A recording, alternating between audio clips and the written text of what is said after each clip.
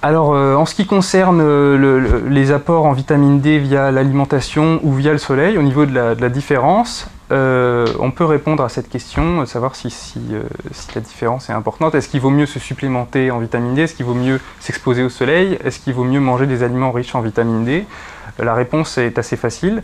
En fait, les principales sources de vitamine D au niveau alimentaire, ce sont les graisses animales, puisque l'animal, comme nous, enfin pas forcément comme nous d'ailleurs, mais bon, il va produire quand même la vitamine D à partir des UV principalement, ou au niveau de la chaîne alimentaire en récupérant la vitamine D sur d'autres animaux.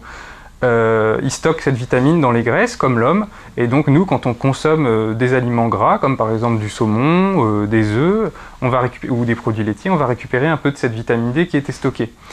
À titre d'exemple, au niveau vraiment strictement alimentation, parce que l'huile de foie de morue est déjà un complément alimentaire, même s'il est très populaire, le saumon contient environ 400 unités de vitamine D3 pour 100 grammes. À titre de comparaison, on a des études qui montrent qu'en 20 minutes d'exposition à un soleil d'été, en étant assez déshabillé, on va pouvoir synthétiser jusqu'à 15 000 unités, ce qui fait environ beaucoup plus.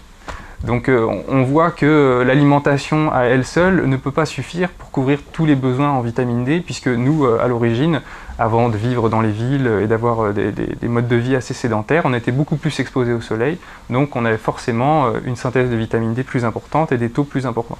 Donc non, l'alimentation ne suffit pas. Les compléments alimentaires peuvent être indispensables dans certains cas, pour les personnes qui ne peuvent pas s'exposer au soleil, par exemple, je ne sais pas, des personnes âgées qui ont des problèmes de mobilité, etc. Oui, il est un devoir de maintenir au moins des taux de vitamine D normaux, ne serait-ce que pour la santé en général, hein. Une vitamine est une substance indispensable à la vie, donc il faut absolument s'en occuper.